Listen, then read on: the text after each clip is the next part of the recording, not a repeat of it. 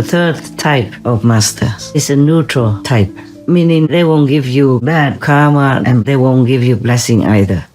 Because that person just has enough merit and spiritual attainment to take care of him or herself in the world.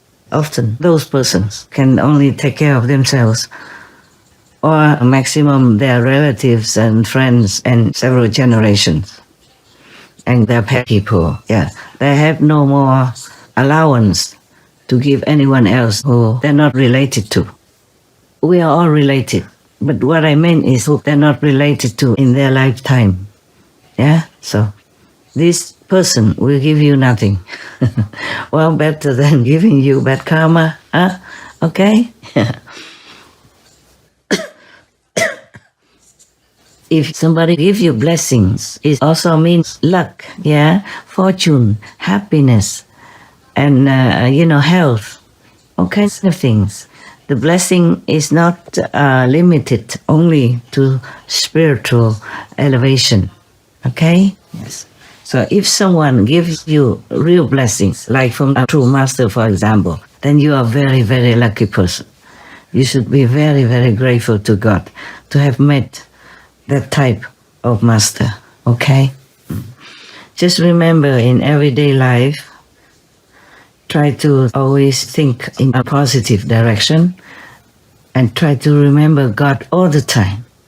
And remember your true master if you have one. If you don't have one, just remember God. Thank God for everything you have in your life, even bad things. Because sometimes bad things turn out to be good, to erase your karma, help you to elevate spiritually, or void something so that there's more space in your life, so luck and happiness and other fortunate elements will enter your life. Because if your life is full of bad things, full of negative expectations and negative karma from other people, then even blessings and fortune can also have no place to come in. There was a story about a master whom a disciple complained to. See, I had this and that problem. Where were you? You're supposed to protect me, to bless me, and you were not there. And I saw only some ghosts and some demons who came, and I was so scared. So the master said, I was standing outside of your door, but you invited all kinds of others into your heart and your prayers. Whatever you believe in, like the monks, the priests, who are not up to the standard to give you any blessing. You invited them and you pray to a local god, whatever you do, and I'm not invited. You forgot me completely. So I was just standing there waiting. There's not much I can do. Your house is full of others. So from then on, the disciple remembered the master more. Yes. But even then, the master never leaves you. The master is always waiting, always eager to help you whenever feasible, or at least in the last breath of your life. The master will still try to help you. But please do not make yourself a bin of garbage, collecting all kinds of filthy, smelly, bad karma in it for yourself. Let the master, whomever you trust, have the chance to always be your protector. Yes? Because if you don't allow it, even the master also becomes helpless. That is the law in this physical world. In higher world, no such thing. It's automatic. Even in the astral world, if you have a master and believe in him or her, she or he will be there for you and continue to teach you the true teaching so that she can lift you up to a higher level in the future, once you graduate. Because you couldn't be in a higher dimension if your inside concept is not being correct. You believe in things that you should not believe in, and you don't remember God very well. Okay, you pray to any ghosts and any demons instead of praying to God, instead of trusting God to help you. Lord Jesus said, "Blessed are those who do not see but believe." At least believe in God. Believe in the past, present, and future masters who help you, especially the present masters. Because the present masters house all the blessings that are necessary to help you, because he or she is appointed to that job, okay? Just like the president is voted for, he became the president, and he will have a certain privilege, including he can forgive even criminals, and many of them too. Yeah. And now, the third type of person, I told you already that she's neutral to you. She won't give you anything, at least not bad things. Okay. The people you should be scared of most are the second ones. Because not only they don't give you any good things, they take from you as well. In exchange for their bad karma, they take merit from you. They take as much as the karma allows. Yeah, that is a problem. Just like thieves, they come into your house and you are unaware of it. They don't bring anything to you. They will just take anything they can from you. Anything they could carry, anything convenient, anything most valuable from your house, they take. That is similar to the second type of people who take things from you and you are helpless because you're not aware they're taking it, even. You're not spiritually elevated enough to be even aware of blessings from God and from the Master to you. Not to talk about being aware of your valuable merit or your spiritual attainment being taken from you. Sometimes more, sometimes less. Of course, it depends on the individual who takes it. And it depends on your strength of spiritual attainment to protect yourself. If you don't have a master, you are very vulnerable.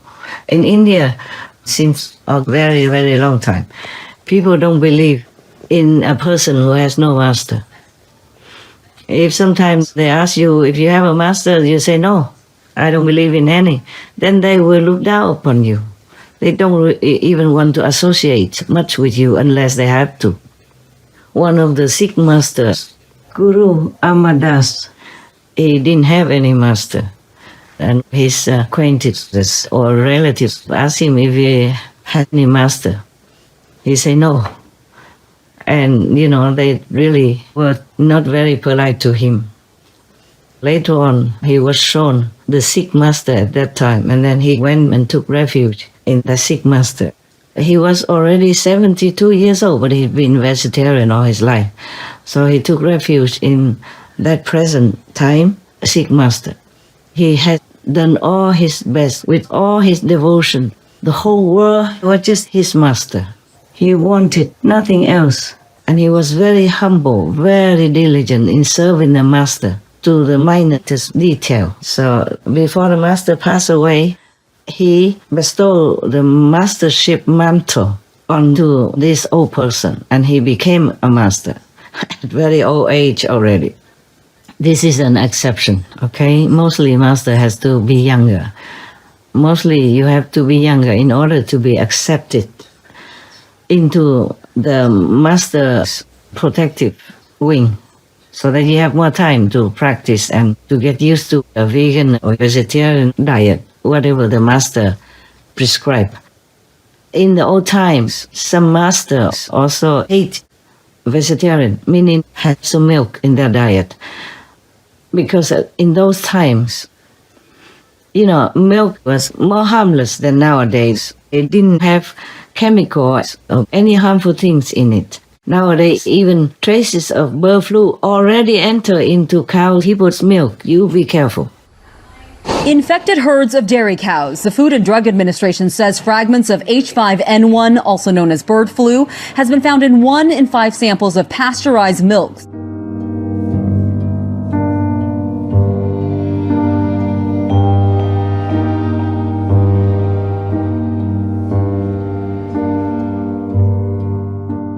I'm telling you, vegan is the best.